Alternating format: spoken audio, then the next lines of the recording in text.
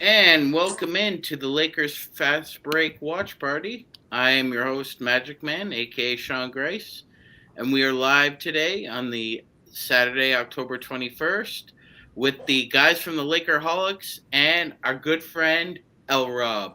Lee, Lakerholics, welcome into the show. What's up, What's up, gentlemen? Rob? How's it going, LRob? Nice to see you, man. Likewise, Jamie. Hey, LT. Good to see you, Lee. Good to see you, man. How are Likewise. things going? Everything okay? Everything is wonderful. Life is Great. good. How's the Is lady? good. I'm sorry. How's your lady? Wifey is fine. She's Great. off to see something, some dance theater Harlem. I'll be sitting back watching Michigan State get pounded by Michigan, not Yeah, my that's probably going to happen, Lee. But I'll still be rooting for the Spartans because nobody likes Jim Harbaugh at Michigan. No. Maybe the good people in Michigan do.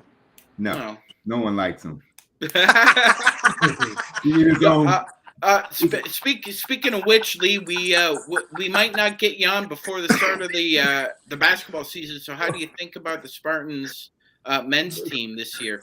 Oh, they're going to be very, very good. So, all right, I can't wait for basketball season to start. If we can just fast forward through the football season, that would be my wish. Okay, so that's where we're looking at a Big Ten title for the Spartans, possibly. Yes. All right. As we move on here, Lee, we're talking about the Lakers' upcoming regular season, and but before I get Jamie and Tom's thoughts, I just wanted to get your thoughts on what your impressions were of not only the preseason, Lee, but what you saw out of the Young Bucks in the summer league. And what is your overall impression of the depth, and how do you feel about the Lakers' chances this year, Lee? Well, I'm probably the second most optimistic person after Tom, so I'm always pretty optimistic. But they did a great job off season. Rob did a very, very good job getting Vincent and Prince, signing Reeves to a great contract. This is the most depth they've had in a while. So don't have the high end, maybe star power as some of the other championship teams with LeBron hitting age 39. But hopefully the overall depth can maybe make up for that and balance it out. And I think AD is very, very motivated. So a motivated AD is not good for the rest of the league, but it's great for us. So preseason, I didn't watch all of the summer league, so I kind of seen Christie was doing his thing. That was good. The young kid from Indiana, he's a freshman straight out of school, so he kind of played like I saw him play a lot at in college. So he played pretty much like I expected him to play. It's going to take a while. He's got a good body. He's strong. Shot needs some work. But he probably is ahead of where Christie was a year ago. So, there's that. So I'm optimistic. I think we got the chances anybody in the West. Obviously, Denver's the champs. They're the favorites. So you have to always defer to them. But after them, I don't think the Lakers take a backseat to anyone. Absolutely. I agree with you 100%. We'll say this. Darvin Ham at practice this morning did update reporters that he does have his starting five for opening night against the Denver Nuggets. It'll be D'Angelo Russell, Austin Reeves, Taurean Prince, LeBron James, and Anthony Davis. So obviously, Lee, we on the Lakers Fast Break and Tom and Jamie have all been kind of thinking, even though Vando's probably the penciled in starter, it was never in permanent marker. So it looks like Prince is going to be the starter for now, Lee. Once Vando comes back and is healthy, do you see him as more of a starter, Lee, or would you bring him off the bench?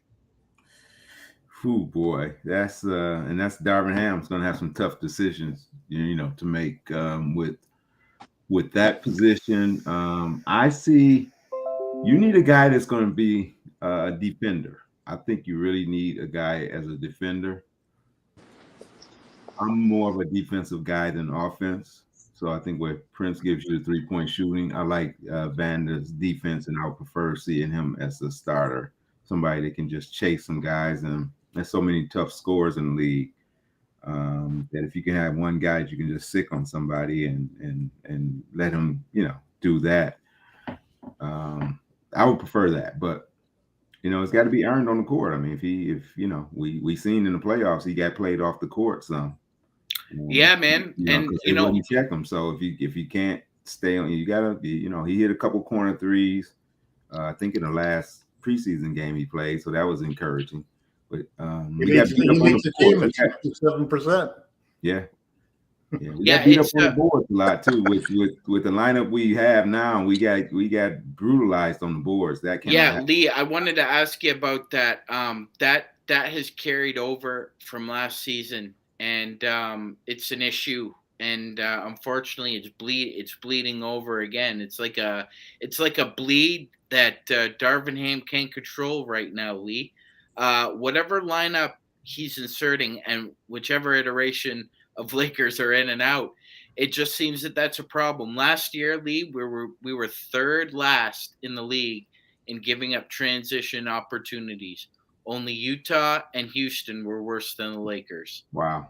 And as far as giving up offensive rebounds, the only team in the playoffs that gave up more offensive rebounds than the Lakers were the Hawks, and they were out in the first round. So, Lee, Anthony Davis talked about it a couple days ago. Transition defense needs to be a lot better. I'm seeing a lot of the same issues we saw last season, Lee. I'm not sure if you are as well. It just seems that for whatever reason, there's at least 3 or 4 Lakers under the bucket, under the free throw line. And obviously that's off instruction from the coaching staff, right? But nobody could seem to secure a board, and nobody other than, like you said, Vando and AD can block out. Blocking out has become a lost art, hasn't it, Lee? Absolutely. I mean, that's it doesn't get much more fundamental than that. Your defensive possession isn't finished till you get the basketball. So, when Riles used to say no rebounds, no rings. So I'm not going to be concerned with that. This is a new team. The lineups have been hodgepodge. You got guys not really committed to playing. LeBron hasn't been in some games. Vando hasn't played. Reeves hasn't played. So I'm gonna just maybe I'll cut them some slack and chalk it up to not having your full complement of guys. So giving everybody a chance. Yeah. Reeves isn't a rebounder. So when you're sticking him in the lineup, that he's not a rebounder. I mean, Prince, I don't think is a rebounder. Nope. So AD is out there chasing shots, and he's doing a darn good job of it, intimidating guys. That means there's a lot of rebounds to be had, guys. LeBron's got to come in, and 2 forwards got to come in and get those rebounds. And D'Lo's big. He's a big guard. Come on back and grab some boards. Let's go.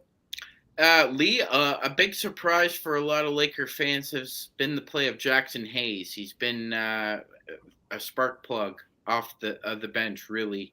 Not intimidated in switching defense either, Lee. He's been tested against guards in one-on-one situation. Held his own.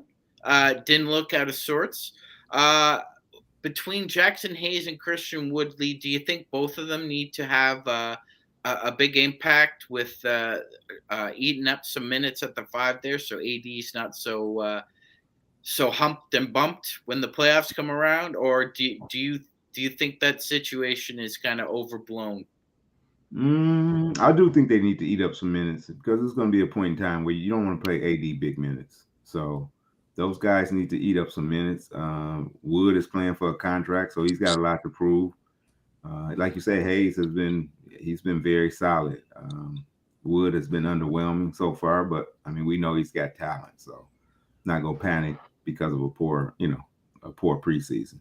But yeah, those guys need to, That's the Lakers' strength. When the Lakers won the championship, they had a big team, and they used their size to bully teams. They got to figure that out, and that's what they need to do. We got a big team. We need to play to that. So yeah.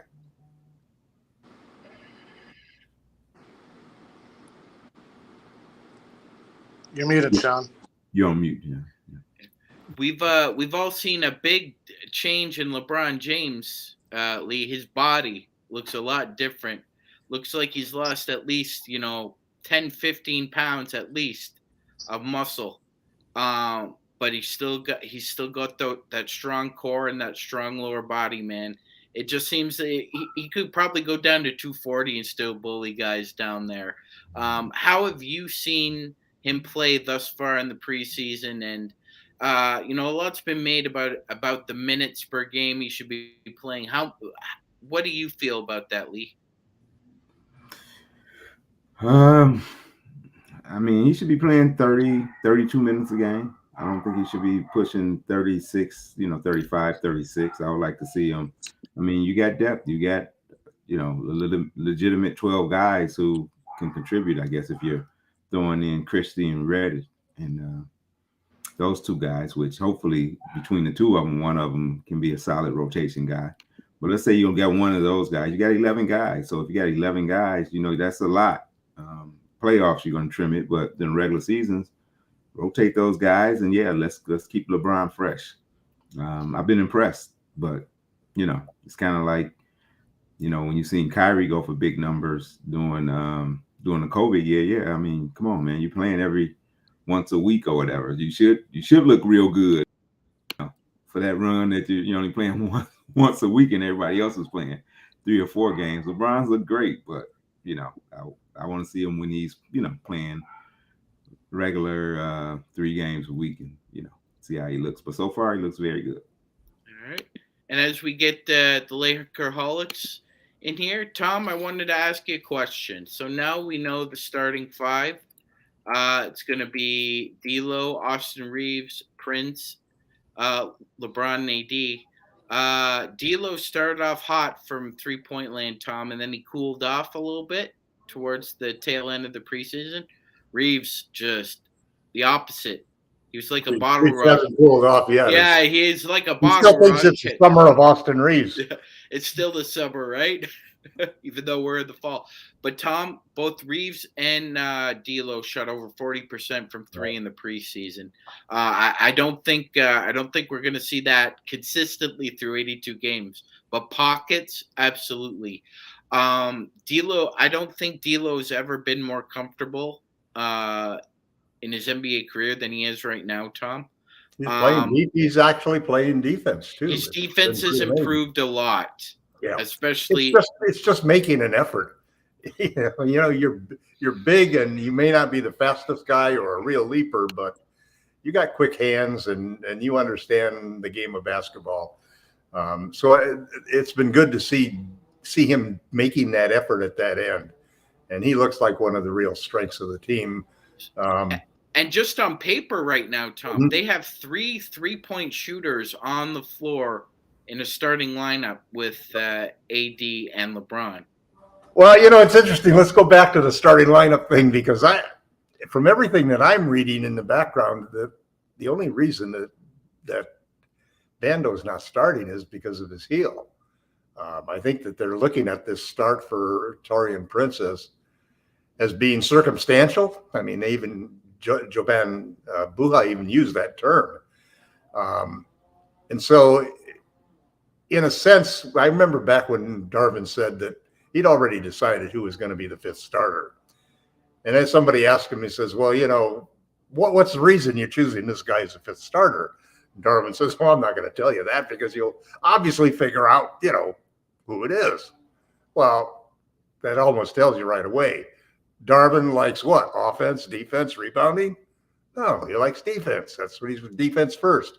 What did we just do? We just spent all of our offseason capital in improving the offense, not the defense. Anthony Davis can't be out there for 48 minutes, so somebody else has got to play defense.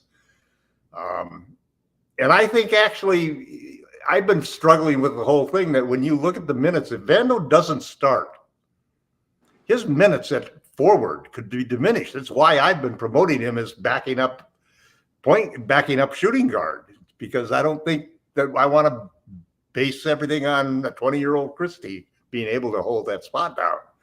And I think that's why you see Reddish being pumped into that spot. Now they're even talking about Prince going down to the 2, just simply because you're not going to win a championship with your shooting guard being a 20-year-old inexperienced kid, unless he's Kobe Bryant, But even then, Kobe Bryant was throwing up air balls in finals, so you got to balance that off. So I like the idea of getting Vando. My whole arguments for putting him in a shooting guard backup is he needs a role. He's 24 to 30 minutes of defense that you should have on the court. And if you go out and deny that by making him play forward where he's so far back in the rotation that he ends up with 8. I've seen these rotations being presented by people. He's got 8 to 12 minutes. That you're going to waste the guy at 8 to 12 minutes. He can't even get an offensive rhythm with 8 to 12 minutes a game. You're talking about 4 to 6 minutes a half. Anybody who's ever played basketball, you see the guys that come in for 4 minutes, they're lucky if the ball even bounces their way. And if you're playing with LeBron and AD, they're not going to say, "Oh, give the ball over to him." So they need a role for Vando, and I think that's a big part of why. And it's defense. It's balancing off all of the offensive moves we've made. Okay, so we're taking one shooting spot. Well, right now he's shooting 67% from 3. That has actually the best shooting percentage of all of the Lakers. And the Lakers actually have 7 guys shooting over 39.8%. So, and the guys who aren't shooting well aren't the guys who are going to be playing. It's the guys who are shooting well are the guys who are going to be playing, which is really great, including LeBron and AD, who are both shooting over 40%. So I think that when you look at the starting lineups, I think that I said earlier in the season, this is the first time as a Laker fan, I haven't really.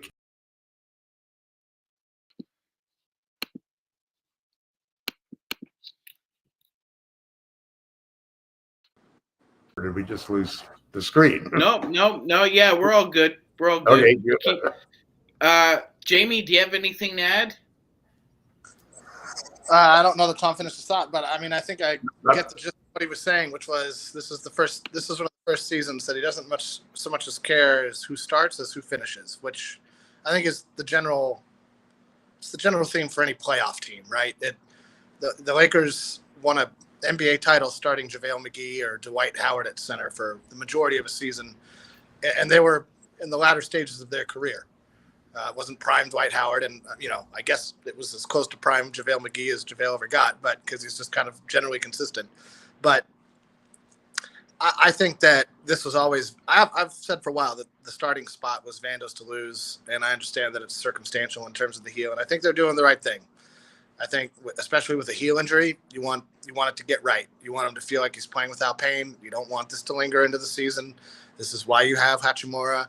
This is why you went out and maybe overpaid, or rather paid for Prince. I don't think they overpaid for Prince. I think he's actually on probably a kind of a bargain of a deal. That's why I went out and you got Wood, Hayes. You've got size, right? They've got enough size to compensate for not having Vando play for a couple of weeks. Hopefully it doesn't linger well into the season, and it's just another week or so. We hope not, because you never know with those bone bruises. Remember Kendrick Nunn and that bone bruise that never healed. I will never forget that, because it was what was supposed to be. What were you gonna say there, Tom? It's a 1-year bone bruise. Yeah, it was a 1-year bone bruise. I mean, he might as well have just gotten surgery. I don't know if he can get surgery. But you don't want it to linger into the regular season. And he's obviously, you could see against Phoenix, Reeves was overmatched, and they put him on Durant, and he was obviously overmatched. That won't be Reeves if Vando's healthy. That's going to be Jared Vanderbilt. Right. Reeves would get slotted on to the point guard or Book. I mean, Booker also didn't play, so you can make an argument that Reeves would have a hard time with either one of them, because Austin's susceptible to, he doesn't jump the highest. He's susceptible to get posted up. And that's something that Reeves will have to adjust to in the league, is people body him up and try to bully him in the paint. He's going to have to figure that out. That's something that he's going to have to work on this entire season. But I'm not too I'm not too concerned that I mean, Ham said at the beginning of the injury that if it were the playoffs, Vando would be playing. So I expect that they're just sort of being as cautious as possible. They're looking at these first, this is what Ham did last season. The first couple of weeks of the season were training camp, but extra. It was kind of like training camp. I thought preseason was over, Jamie. Yeah, preseason is not really over. Not yet. Not for Ham. I mean, that's what he did last season too, right? Yeah, you're right. You're right. You're absolutely right. We're still in preseason, but the games will count. Well, that is true. The games will count in the standings, but he will still use it as an audition process. Yeah. I think he'll give Max Christie every shot when the games count to show what he can do at that backup spot before they move. I think Gabe Vincent's going to come in as the backup shooting guard. I mean, he's going to have to play better. He hasn't wowed me really. Well, he shot over 40%. He shot over 40% in preseason. From three, I didn't. So I thought his defense was subpar. I didn't see the same Vincent that I saw in the playoffs. Let me put it that way. Right. So I mean, and I get it. It's preseason. That's fine. There is a difference. Now you got to show me. Yeah. No, but I think he's the first guy off the bench. And the first guy coming back up should be the first guys off the bench. He and Hayes should be the first guy, and Hachimura should be the first. That should be your second unit, right? The core of your second unit is Vincent, Hachimura, and Hayes at this point. And then there's the battle to figure out, if could Christie or Reddish or Prince or whoever, or I have not been or the 15th player on the roster. Cam Reddish looks like more of a project than Max Christie right now, which is unfortunate. But I mean, that's just how he looks. He reminds me so much of Kwame Brown. Well, you look at him. Neither one of them can handle the ball as their point guard. So they're both of them been put in lineups with no point guard, so that they look horrible. Finish your thought there, Jamie. Yeah. Well, I just think that they're going to have this team is going to have. No, you were comparing him to Kwame Brown. Go on. Cam Reddish to me looks like a guy you just think is going to be a phenomenal basketball player, and then he gets out on the court, and you're like, what are you doing? No basketball. What common on God's sense. green earth are you doing out there? You are not cohesively doing anything. You're kind of just moving through time and space without purpose or intent. And it shows in every single thing he does. He could be a great rebounder. He could be a great defender. He could be a great finisher. He's great at none of those things. He's not. I don't understand I don't know what it is. If it's a mental thing, if it's a confidence thing, if it's kind of like a Kwame Brown thing, where it's like the physical tools are there, but he just never really kind of just puts it all together, And it'll be unfortunate if that's the case, because he does look like he could be a killer. But he just is not. He just isn't. No. He's like a poor man's Andrew Nicholson. Yeah, I guess. I just don't see a role for him right now. There wasn't one for Andrew Nicholson after a while either. Right. Well, but that's shocking, right? With a 20-year-old G Leaguer, and who else after that to beat? That's who you have to beat. You have to beat out a 20-year-old G Leaguer for a role on this team. And it didn't happen in camp. I have a hard time seeing it happen when the games matter. So that's why I think they're going to give Christie every chance they can, because they're not a better option. Or sliding an oversized guy down and hope that he can hang with a faster, quicker, jitterbug type player. Prince, Hachimura, so on and so forth. The problem is he doesn't have the problem is that his game is.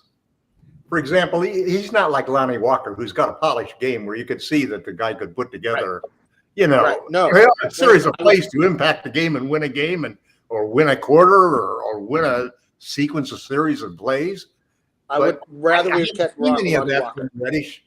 And he's not historically, he hasn't been the kind of guy who can come in and all of a sudden just drop 10 and 15 points in a quarter.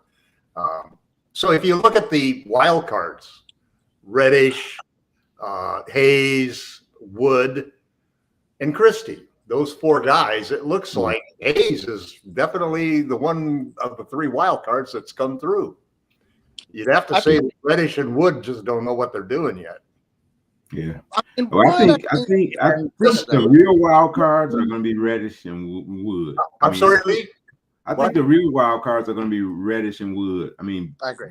Yeah. I think I know what Max Christie's going to do, and that's cool. If that's, you know, I mean, he's going to knock down a couple threes. I think it'd be okay, but he's just not going to be good enough for us to win. Right. Yeah. Right. I mean, he's smart. He's a solid player, and he is what he is. And I think Jackson Hayes is the same thing. You know what he can do. He's a good role guy. He's going to be in the right place where he's supposed to be. He can defend the rim. He can defend the rim. You know, Reddish, you know, Reddish and Wood are not the most. Reddish and Wood are bigger wild cards now than they used to be. Yeah. Yeah, I think maybe we really know what Reddish is, and we really know what he is, but we're ignoring it. I mean, he is what he is, probably. Christian Wood, maybe he's the only true wild card because we have seen him bad and we've seen him good. Yeah. We haven't seen Reddish really good. We don't have anybody to replace AD when he goes to the bench or he gets injured. And Christian Wood is that guy. So he's going to get his opportunities. Even though backup center minutes, I'd give him to Jackson Hayes right now, without a question. You know? Yeah, no, it's not even a question. I think this is where your role for Vando's going to get minutes when. This is the beauty, I think, of a healthy Vanderbilt, right? Is that you have the luxury of he's 24, right? He's not once his feet are good, once his wheels are good. Can't be traded. Can't be traded. Not this season, he won't be. Yep. Well, and let's be honest about what we're watching too as well. We know that it's a wild card with Darvin Ham. I saw more Zoom action from the Lakers in those first two games against Memphis than I had in the first 82 games I watched with Darvin Ham in the regular season, guys. So he holds his cards close to his vest. He doesn't show everything that he's going to show. So how would you evaluate Ham's coaching in year two? And Lee, I'll start with you. What do you think Ham needs to get better at? What do you like that Ham does? And how do you see the future unfolding for him with this rotation? Yeah, I think probably like most good coaches, he's a good communicator. I think, you know, the X's and O's, I don't think is as important. I think just having your guys understand what you expect out of them, trust you, believe that they're going to get a fair shake. They're not going to be in your doghouse. You know, just the basic stuff that we may take for granted that a lot of good coaches never have those type of problems with players. So that's his biggest strength. I think offensively, I'd like to see a little bit more creativity with our offense. And I think ultimately it's going to boil down to the end of the game situations on how he's going to execute, how he wants to execute. One AD to shoot, what did he say, 6 threes a game? I don't know if I really love that. Yeah, we'll see. I like Darvin. I think the sky's the limit, but I think he's still learning. But his guys trust him, so that's the most important thing. And they play hard for him. So as long as you got those things going for you, you're a good coach. You got LeBron out there to maybe kind of help you along with some of the actual in-game adjustments and things like that. That's probably something we got to see how he improves this year. All right, and Tom, how would you evaluate Ham's coaching thus far, and what do you think he needs to improve on? I'm actually really impressed with how he's really revamped the offense and gone to a 5-out offense. I think that's been such a major contributor to how much better the team has played, and it also has solved the entire problem of what position does Anthony Davis play? Because when you play 5-out, you're really playing positionless ball on offense because all 5 guys are behind a line. And then you put AD at the top of the key with that ball in a trailer position, and all of a sudden it's so much easier to get the ball to him. He's got 4 shooters surrounding him. It's just the perfect situation where he gets to play like a power forward and score like a center. And I think that one of the wild cards right now is I think that we're the 5th best team in the league as it stands. If we were to go out and play the playoffs right now, if we were to start the playoffs, I think there are 4 teams that are better than us, the 2 teams in the East and the 2 obvious teams in the West. But I think what's really unique about this team is, unlike all of those other 4 teams, is our youth, how much younger we are. I mean, we only have 2 guys over 30 years old, and they just both happen to be the 2 superstars. And then we only got 1 guy that's over 31. So, and we have a staff that is player development oriented, that has been able to turn around guys. And I think you're absolutely right that we have not yet found out whether Wood can come through or whether, Reddish can come through and be a contributor. They have talent, and this staff has been able to draw out that talent. So when I try to think of things that I don't think that Ham has done well in the past, it's been more lineups that I thought he didn't have the personnel for. The 3 guards that had guys at 6'4" and 6'5" guarding 6'8" small forwards. And even in preseason, there were times when, you have to have some solution for putting a point guard out there. You can't put 5 guys out there with nobody who can run the offense. I don't care what your situation is. If Shafino or somebody had to go out there and play, you had to find somebody who could run the offense, and they didn't have anybody. And we got blown out of a game that was a nail biter right up to that point.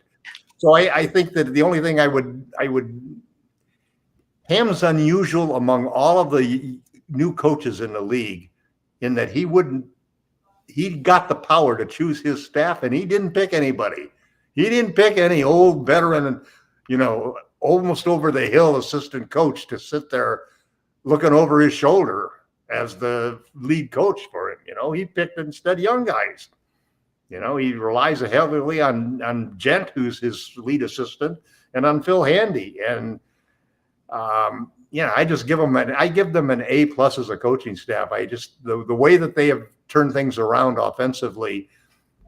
We had 7 guys with more than 4 assists per game if you projected their preseason numbers to 36 minutes per game. And we had 7 guys that shot over 40%. So those are great things offensively, and I think the move or what I hope is the move for Vando to eventually be the starter or be given the opportunity, like Jamie says, it'll be his job to lose. I think that shows where his heart is, though. His heart is at defense. So if we can imagine a Lakers team with, let's say, just a little bit less defense than maybe we had last year, but maybe AD can make up for that the way he's playing, and an offense that's 50% better, that's a championship team.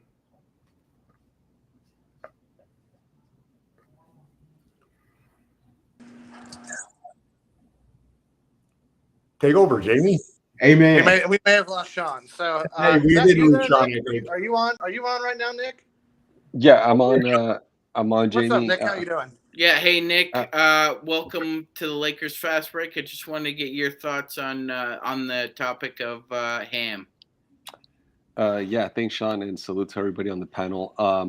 I think, I concur with most of what everybody's been saying. LRob, I agree that Ham is a player's coach. I think he is a good communicator. I think that he does have a solid rapport with the players, and he knows how to, motivate them for the games. I don't think he's a particularly strong X's and O's guy.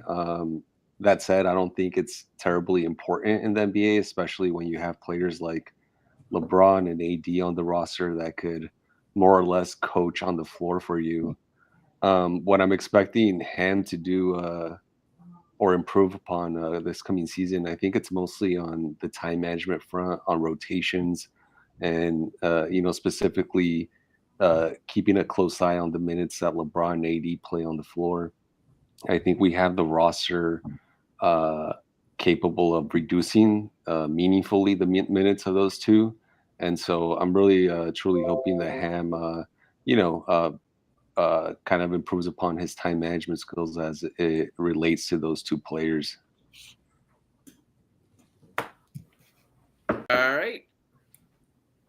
All right, we're playing musical chairs right now because there's a few of us in here. I just wanted to actually I have to go in about 5 minutes, so I'm just going to say this, and then go ahead. And then I'll turn the show over to our very knowledgeable LRob, who it's great to see you, man. I'm glad you're doing well. It's good to hear that everything's going well, and so keep rocking and keep enjoying life. Thank you. I think this team has a shot to be a champion this year. I think a lot of it comes down to finding that ninth player. Who's the ninth best player on this team? And that is a huge question mark right now. And so if we can lock in on that in the first month of the season, then I think this team will have plenty of time to gel, because the starting five, whether it's Prince or Vando, that's a solid starting five, right? You either are erring on the side of a little more offense or you're erring on the side of a little more defense. Both are fine choices. Who's the ninth best player on this team that's going to be a cog in the regular season and somebody who you can depend on in the playoffs, or hope to depend on in the playoffs? Who are the rest of your eight? Who are your rest of your eight before you go on? I mean, you got six. You named six guys. I got six. Vincent and Hachimura. Okay. Who in Hachimura? I like what's talking. I mean, he hasn't been asked to do too much, and he's been playing with like terrible guys. They put him in some of the worst lineups, right, in the preseason. And I'm not so worried, because I saw, like Vincent, like we saw what he can do in the playoffs, so you know what the ceiling is. And who are you starting? You're starting whom?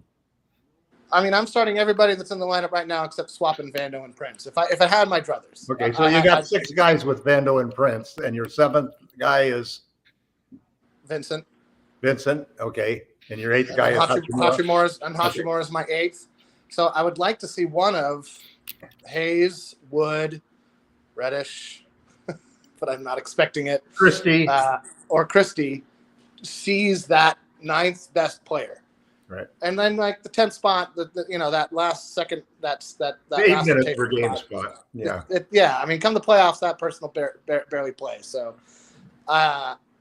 or we'll play a lot depending on matchups, depending on what the matchups dictates. But we definitely need a ninth best player, and that's Hayes is that role for me already, I think.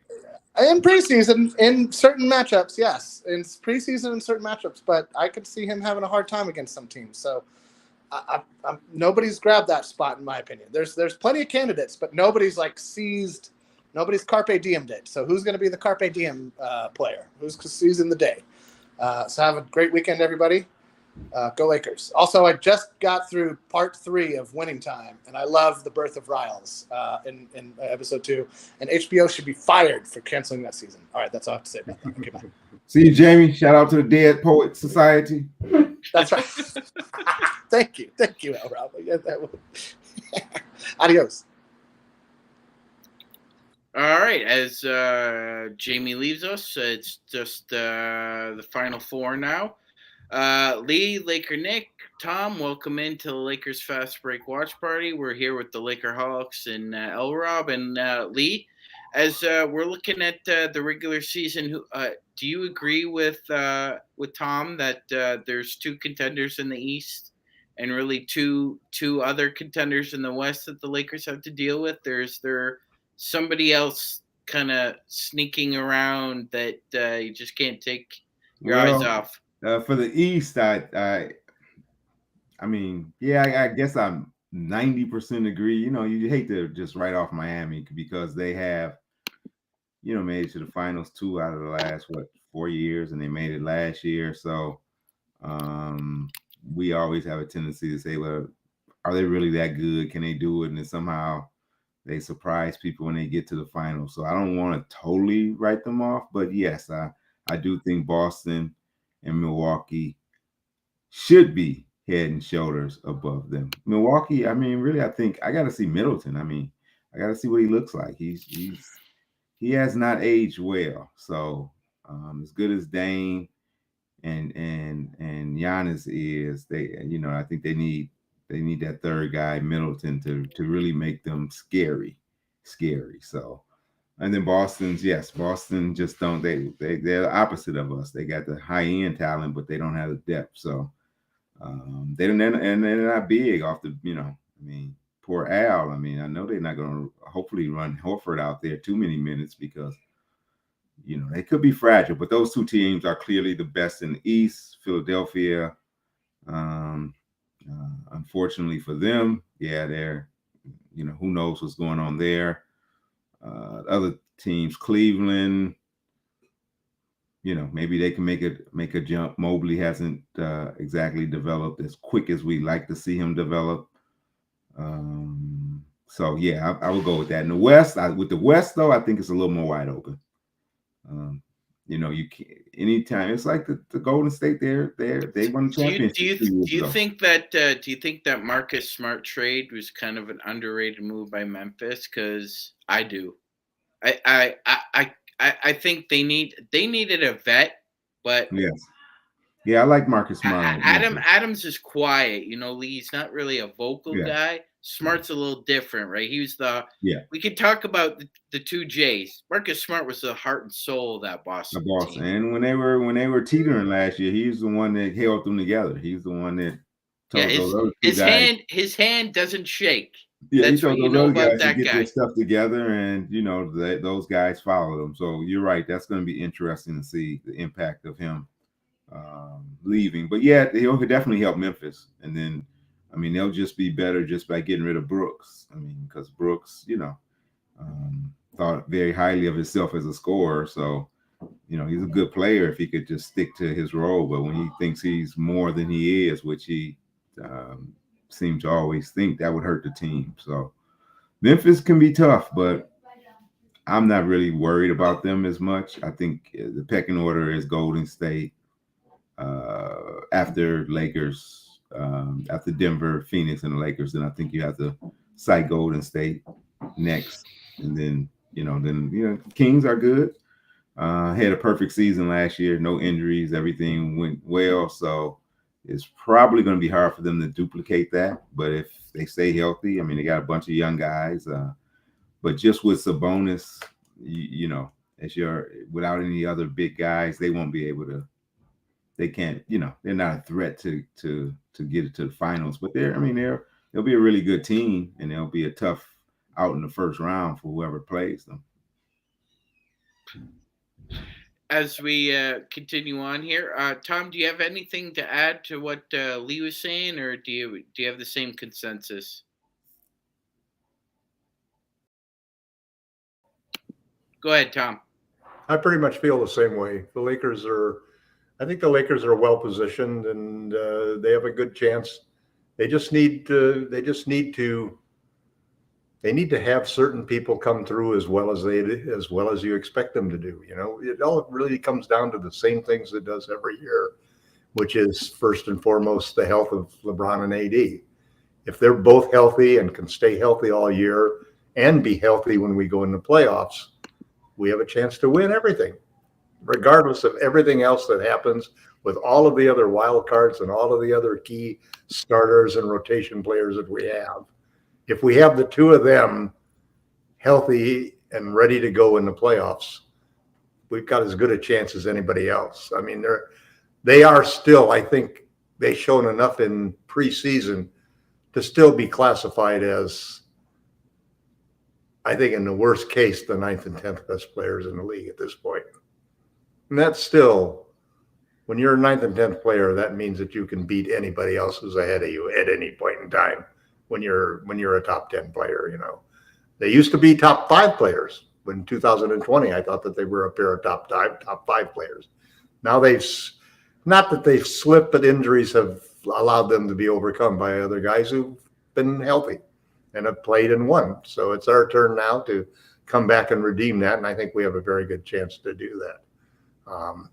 Who will be the third, fourth, or fifth best player in a team is really up in the air. And we are that deep with enough talented guys that there could be competition to see. It reminds me a lot of 2020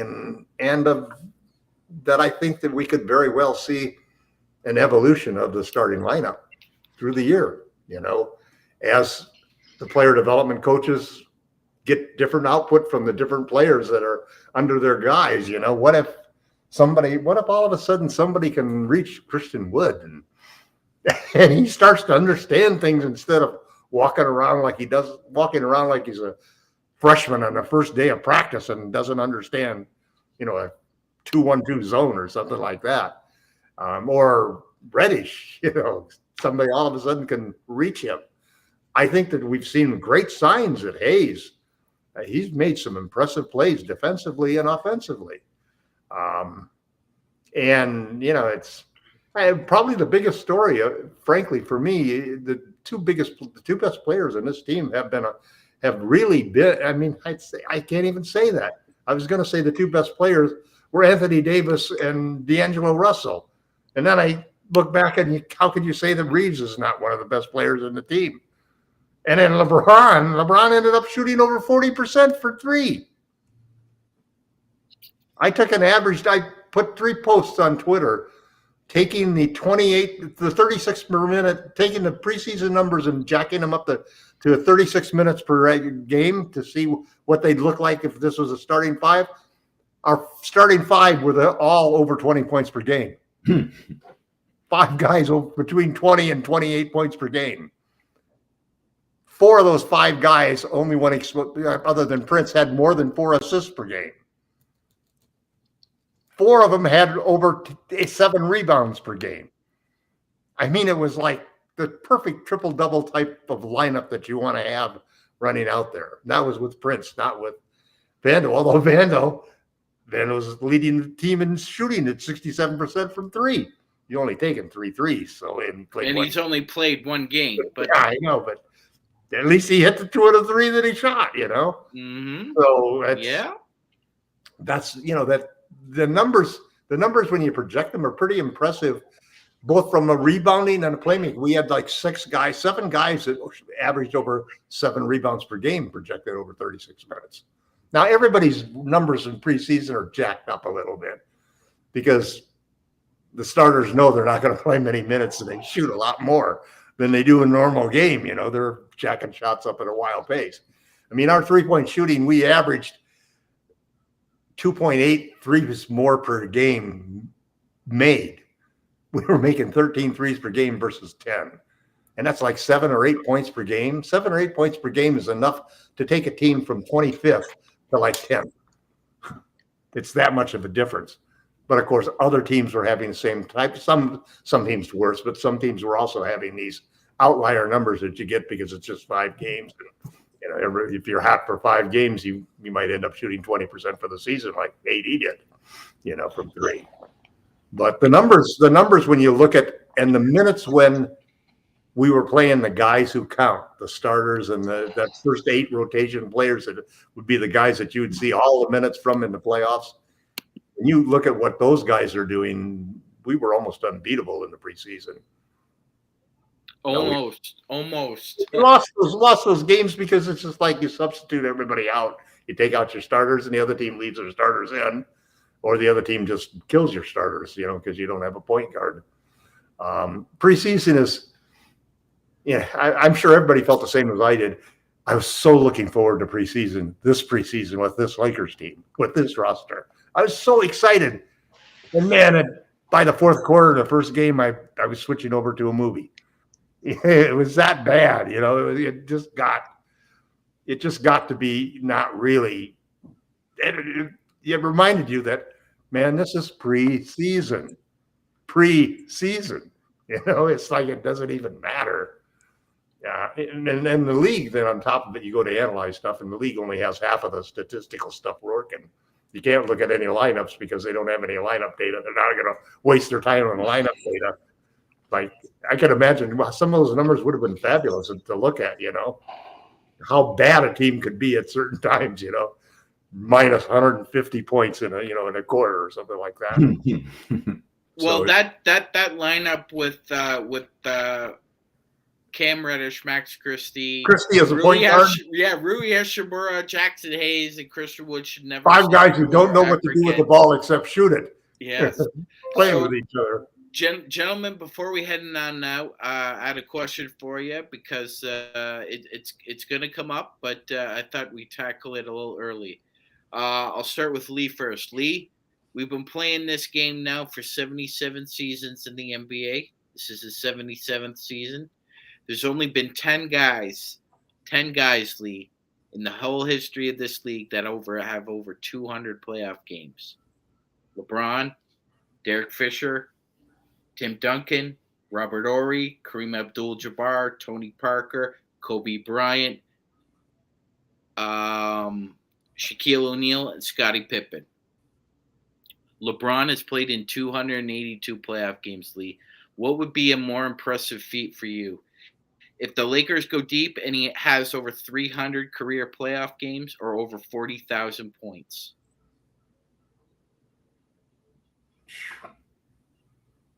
And those are mind-boggling, both of them. If you only had to pick one, sir. Yeah, I would say they'll be broken in 20 years by Wemby. The points. I would say the points. Yeah, 40,000 points, Lee. Yeah, that's crazy. Remarkable. Yeah. When you compare numbers, that 40,000, it's always the biggest number that wins in those games. Yeah, because those 40,000 points playoff games. If guys played long, or they had as many playoff games. Wembanyama could really score 40,000 points, man, and go 20 years with that body. I mean, he has looked. I'm excited to see him. Wow, I'm excited to watch. See what he did to Andrew Wiggins the other night? Oh, you mean Reggie Bullock, Tom? Oh, was that Reggie Bullock? Between the legs? Oh, no, that was a different one. I was talking about. Oh, you're talking about the one yesterday. The one yesterday where he isolated him in 90 seconds. One. In 90 seconds, the guy had like 5 poster plays between a sensational dunk and a couple of blocks. One a block of a 3-point shot where he blocked the shot and took off. Unfortunately, Tom, there's a lot of cynicism in this world, and a lot of people think, for whatever reason, I don't understand why, that Pop's going to sit Wemby.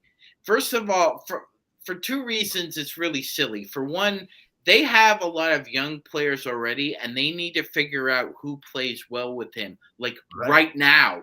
Not a year from now or 2 years from now, right now. And second, we have this in-season tournament, Tom, that he's featured a lot in. So I don't understand this. I understand why people may think that, Tom, because of Pop's preferences for just sitting guys and not giving a rat's what anybody else thinks. But it's how everybody else goes out, isn't that though, Sean? Almost everybody else goes out coaching exactly the same way they did their entire life. I bet you that I agree with you. I think Pops is going to take him and he's going to turn him into the greatest thing that we've ever seen, man. I mean, what I've seen from him in just preseason, it's unbelievable, man. You can't even try and affect his down screen jump shot. He's 7'4", and no matter how much length you have, he can still shoot over top of you. It's gonna be a treat. Did you see that tweet where they were listing all of the guys who were like 35 and over? LeBron, Chris Paul, you go down the list, KD, Steph. I mean, and Lee, there's a trend. The game is going to change dramatically, man. 100%. I want to ask Lee. Lee, a lot's been made about Wemby's body type and how he looks frail. Like that's been a silly word that's been tossed around. You don't see that, do you? I mean, he's got a thin frame, but I wouldn't consider it frail. No, right, because guys like Ralph Sampson had a slim frame too, right? Yeah, no, I wouldn't consider it frail. No. Mm-mm. Guys can still move him, but the problem is he's still got like a 8-foot reach. I mean, like how kind do of you like get that, over? kind of like that slim, wiry, strong Yeah, I that you mean, want to see. yeah. Yeah, Now Holmgren he's a little on the frail side looking, but he's highly skilled too, man. So Imagine what sometimes bulk can be overrated. If you got the skill, hey, give me the skinny guy with skills as opposed to somebody who's got this atlas body but don't have all the skills. 100%. So these guys, man, it's the next gen, man. Watching these guys play, it's gonna be exciting. I want to see Holmgren. I want to see Wimby. I want to see all these young guys do their thing, man. It's gonna be exciting. They're so long. Pop is not gonna sit. There's no. So long, If you man. go through the history, there's I can't think of anybody that's been a top 1 or 2 player that the coaches have sat. I mean, since they've started, guys taking off. Those guys historically keep playing because, I mean, the main reason to sit them is to lose games, and those teams usually are bad anyway. So even if you play them, you're still gonna lose. I mean, they're not gonna be beating a lot of teams. So those guys will play. They'll sit some other. If they got some other guys, they'll probably sit some other guys. But these guys need reps. And those guys want to play. Wemby is good enough to win, man. I mean, that's the scary. Win what time though? What is he gonna win? He can win games, man. Tom, do you think San Antonio's quantify that, the Tom? Thunder and the Spurs are both going to surprise a lot of people. Tom, do you think the Spurs can win more than 25 games? Yeah, I would think they could win more than 25 games. And they're close to. They were 21 last year or something like that, weren't they? What did they win last year? 21 games? No, I think it was less than that. If I'm not mistaken, I believe it was less than that. Go ahead, give me an over and under for him, Tom. And you got to get Nick in here. Nick, you want to chime in here? Yeah, Sean. What do you want me to touch on? We're talking about Wembanyama. We're talking about the Spurs and the Thunder. Can they really come up there and threaten people to get into the playoffs? Tom, I don't like you clumping them with the Thunder. Thunder have. I mean, well, I didn't mean to clump them. Have. Don't take it that way. Thunder 22 and 60, Tom. 22 and 60? 25 They can win 30 games. I think that they'll start winning. I think they're going to start winning for a change. Yeah, no, I agree with Tom, Sean.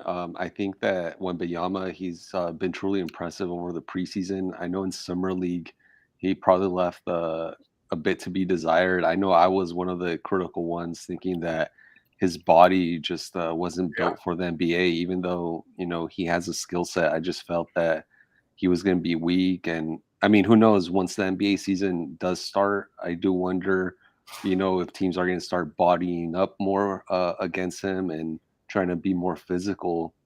That said, that length is just almost unguardable. And, just seeing what he could do from distance, the passing, it just looks like he is on his way to superstardom. Yeah, he's absolutely. The real deal. Absolutely. And that's why it's really important for them to kind of hit the ground running here because they can't afford to wait. He's likely staying healthy obviously is integral. He's likely looking at an obvious supermax. So the Spurs can't afford to wait around because we're going to see that change in the future as well, gentlemen. With all these young players and all this money that's being thrown around, is a lot of NBA teams have had to now adjust on the fly with drafting and understanding surrounding talent takes mucho dinero. And with that, before we head out, any final thoughts about the Lakers regular season coming up, Lee? Well, let me just throw this out real quick though about San Antonio. So last year you said they won 22 games. Charlotte won 27 games. I don't think anybody was thrilled about Charlotte's season. So winning more than 25 games is not gonna. I don't think they're gonna be having a parade on the Riverwalk if they win 27 games. So say they win 30 games. That's a lot of losing. That's what I'm saying. Now, Oklahoma City, they got SGA. So they're gonna, I mean, they're gonna, that's a formidable team. They could actually be in the playoff hunt or in the play-in hunt. I don't see that with San Antonio. But if Wemby can lift them up that much, you know what? If he has those guys in the playoff hunt, he should be getting some MVP votes as a rookie. Yeah. Do you remember the last Spurs rookie that got some MVP votes, Lee?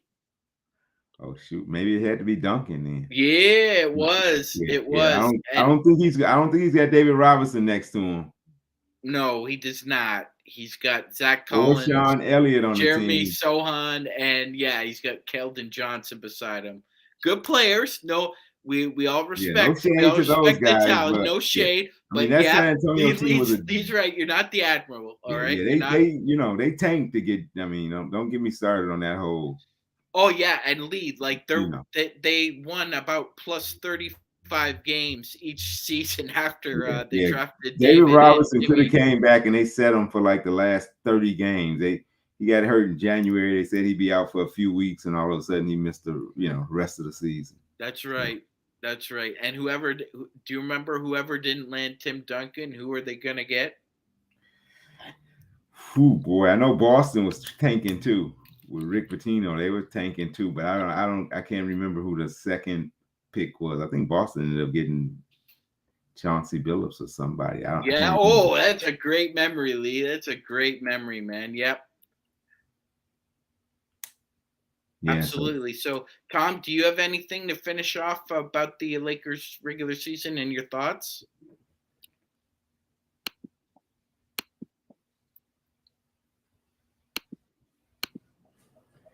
It's been a heady ride for the Lakers, starting with the playoffs last year, and then summer league, and then the off-season moves, and then the preseason, and we started off 2-10 last year, and our first two games this year are against the two teams predicted by everybody to be ahead of us in the standings in the West.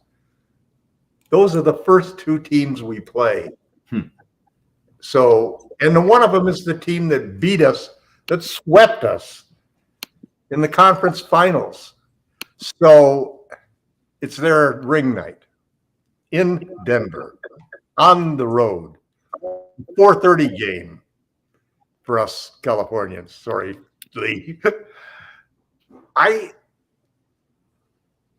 This is two games that remind me of the Clippers and Bucks games in the bubble. Right before that weekend in the bubble. Those were two games where we had to make a statement about the rest of the year, about everything that happened the previous year and everything that was going to happen the rest of the year, and we did it. And we beat them both soundly. That's what we have to do for the first two games. None of this, we're going to lose those first two games. You cannot do that. When you've got everything going your way and you're going to continue your run for a championship, you come out and you show them your very best, and you do not lose those games. You win both of them handily. That's our challenge. That's what we have to do. All right. Nick, any final thoughts about what you're seeing so far with the Lakers coming up in the regular season? Mm-hmm. Yeah, Sean, I concur with both Laker Tom and LRob. I think that the first game sets the tone for the rest of the season, as hyperbolic as it may sound. We've had some games over the past seasons where it's the first game and we managed to lose that. Painful memories of losing against the Clippers on opening night still remain. And hopefully, we're able to score the win on Tuesday. I'm hopeful that Ham is able to, figure out his rotations, the time management aspect of the team. Again, I think he has the pieces. No roster is perfect, but I might even be more optimistic than Laker Tom in this sense, because I actually like this roster better than the 2020 championship roster. I do too. Good point, Nick. Yeah, I just feel like it's deeper, it's more versatile. I think we could manage like injuries a lot better. I think there's a lot of players that could slot in and out, and so that flexibility is a huge benefit. It's also a gift and a curse for Ham. I mean, he really needs to, like I said, dial in his rotations. And getting this win on Tuesday against the Nuggets, who swept us. I mean, I can't emphasize enough how important that game would be to win. Oh, 100%. I hope we wax the floor with them. Think we should. All my father's life, his name was Michael. Never liked being called Michael once. Call me Mike. So for all these years, right, we've been calling Michael Malone Mike Malone, and then all of a sudden he decides, no, call me Michael. He's taking that smug attitude right with him. And yeah, they're the champs. They're gonna get their rafter. They're our daddy, so yeah. You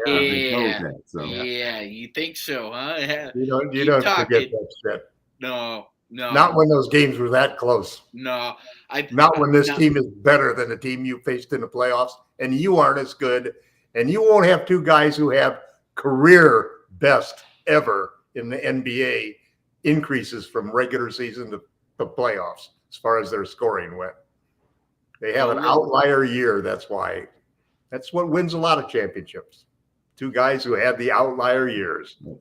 We didn't have to, but yeah, we're coming for them. Now you got a target on their back, not with just us, but everybody. So, yeah, act like you've been there before. By the way, too. You won it, great. Act like you've been there before. Let's not. Well, they never have though. Yeah, I mean, I try to think about it. I put myself in. Well, I got eliminated by us so many times in a row. Yeah, I do put myself in their shoes. We beat them so many times in the playoffs. Yeah. I mean, so you know what? Alex English is all good and fun. Yeah, Alex English is Denver Nuggets. Be very sweet revenge. Didn't stand a chance with Showtime. Melo's Nuggets went up against Kobe and Pau, couldn't finish the deal, and finally they broke through and so I mean, I hope we play them again in the Western Conference Finals, Lee, and we beat them, because every time the Lakers and Nuggets have met in the Western Conference Finals, the winner of that series has gone on to win a championship. Good point. Let's end it on that one, Sean. I think that's the perfect prediction for that. Yes, I want that so badly. Absolutely. I've always wanted to play the best. Let's take the Warriors down first round. The second round. Let's get the Suns. Yeah. You want to take? I don't know. I guess I'd probably want to take Phoenix down in the second round, and then take Denver down in the third round. I'm sorry, Memphis. I just don't think that you're worth it. Not right now. And then obviously in the finals, there's only one team, Boston. You have to have number 18. That's the way this season has to end. That has to end with the Lakers finally winning number 18. Look, it's fate. It's kind of fate that if we did win 18, it would have to be over them. That's the only way I would really want it. I mean, you're not going to turn down 18 anyway. There'll never be an NBA Finals that would match the viewership. The anticipation would be unparalleled. And if that series went 7 games, my God, that would be like the greatest basketball matchup. That's what that's what true basketball fans are hoping for this year. Absolutely. And with that, thank you everybody for tuning in to the Lakers Fast Break. We had a wonderful time with the Lakerholics. And Lee, thank you for stopping by. We always enjoy you, man. My pleasure. Absolutely. Please stop by as much as you can. I know we all got lives. You got to pay the bills. I know the mortgage comes first. But if you come by as often as you can, we enjoy it, Lee. Thank you so much. I'll be around. I'll be popping in for sure. Okay. Good to see you guys. All right. Best your wife. Thank you, Laker Nick. I will. Okay. All right, everybody. Bye-bye. Have a good night. We'll talk to you later. Night, Sean. Take care, guys. See you guys.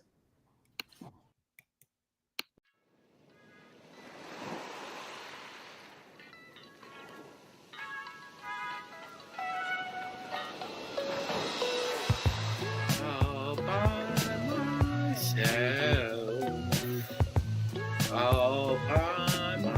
myself.